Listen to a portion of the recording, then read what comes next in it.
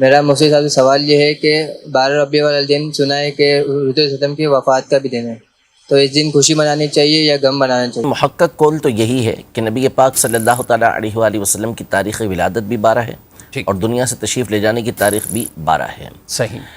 ہمیں اس بات کا حکم نبی پاک صلی اللہ علیہ وسلم کی شریعت کے اندر ہے کہ ہم نے جس کا انتقال ہوا اس کے لیے 3 دن سے زیادہ سوگ نہیں منانا۔ نبی پاک صلی اللہ علیہ وسلم کی واضح اور صحیح حدیث مبارکہ موجود ہے، صرف اس عورت کے لیے 4 مہینے 10 دن عدت کا حکم دیا، سوگ کا حکم دیا جس کے شوہر کا انتقال ہوا ہو۔ ٹھیک ہے۔ اس کی بھی جو لمٹ ہے وہ اگر حاملہ نہیں ہے تو 4 مہینے 10 دن پر پوری ہو جاتی ہے۔ اس سے زیادہ سوگ منانے کی، غم منانے کی کسی کو اجازت نہیں ہے۔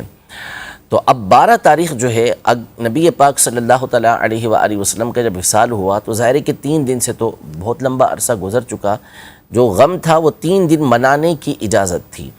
اب یہاں پہ میں 2-3 باتیں آپ کے سامنے عرض کر دوں۔ پہلے تو اس پر دلیل دے دوں کہ بعض اوقات ایک ہی دن ہوتا ہے کہ جس میں خوشی بھی حاصل ہوئی ہوتی ہے اور غم بھی حاصل ہوا ہوتا ہے، یعنی ولادت بھی ہوتی ہے اور دنیا سے جانا بھی ہوتا ہے۔ اس کے باوجود ہمارے لیے وہ دن عید کا دن ہوتا ہے۔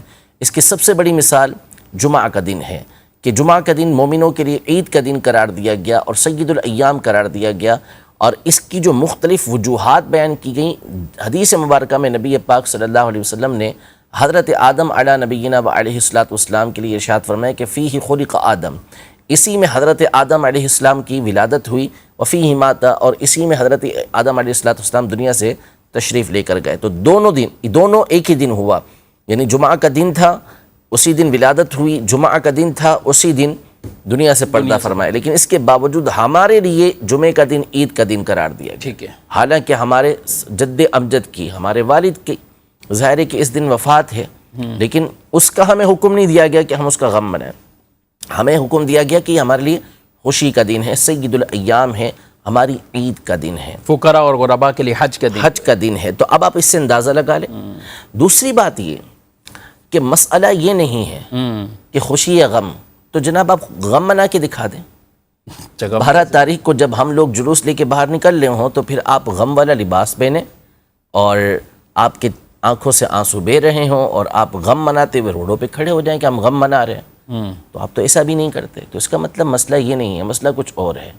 تو خوشی منانا یہ شریعت مطہرہ کا حکم ہے کہ ولادت کا دن ہے تو اس میں خوشی منائی جائے گی، اور جب ایک ہی دن ہو وفات کا اور پیدائش کا تو ہم نے خوشی کے موقع کو لینا ہے۔ غم کی ہماری شریعت میں 3 دن سے زیادہ کی اجازت نہیں ہے۔ حیاتی خیر لکم و مماتی خیر لکم، کچھ اس پہ جی میری یہ تو نبی پاک صلی اللہ تعالیٰ علیہ وآلہ وسلم کی کثیر احادیث طیبہ اس حوالے سے موجود ہیں کہ ایک تو یہی جو آپ نے حدیث پاک بیان کی مسند بزار کی کہ میری زندگی تمہارے لیے بہتر ہے اور میری دنیا سے رخصتی بھی تمہارے لیے بہتر ہے۔ زندگی اس لیے بہتر ہے کہ تم سوال کرتے ہو، پوچھتے ہو تو میں تمہیں جواب دیتا ہوں۔ دنیا سے پردہ فرما جانا اس لیے بہتر ہے کہ تمہارے اعمال مجھ پر پیش کیے جائیں گے، تو جب تمہارے اعمال پیش ہوں گے، اچھے ہوں گے تو میں خوش ہوں گا، اور جس کے اندر برائی ہوگی تو اس کے لیے میں اللہ کی بارگاہ میں استغفار کروں گا۔ یہ حدیث پاک کا خلاصہ ہے۔ دوسرا صحیح مسلم شریف کے حدیث مبارکہ ہے کہ نبی پاک صلی اللہ علیہ وسلم نے ارشاد فرمایا کہ جب اللہ پاک کسی امت کے ساتھ بھلائی کا ارادہ فرماتا ہے تو ان سے پہلے ان کے نبی علیہ السلام کو اٹھا لیتا ہے، یعنی ان کی جو دنیا سے ان کی جو وفات ہوتی ہے، انتقال ہوتا ہے، وہ اس امت سے پہلے ہو جاتا ہے۔ اب یہ نبی علیہ السلام آگے جا کے ان کے لیے ذخیرہ بنتے ہیں اور ان کے لیے راحت کا سامان کرتے ہیں۔ اور جب اللہ پاک کسی نبی علیہ السلام کو امت کے بعد اٹھاتا ہے، یعنی ان کی امت کو پہلے عذاب دیتا ہے، تو عذاب دے کر جب اللہ پاک کسی قوم کے ساتھ عذاب دینے کا ارادہ کرتا ہے تو اس نبی علیہ السلام کے سامنے اس کی قوم کو عذاب دیتا ہے تاکہ اس کے ذریعے ان کی آنکھیں ٹھنڈی ہوں۔ تو نبی پاک صلی اللہ تعالیٰ پچھلی امتوں میں ایسے ہوئے ہیں، واقعات ہوئے ہیں بھی کثرت کے ساتھ ہیں ایسے۔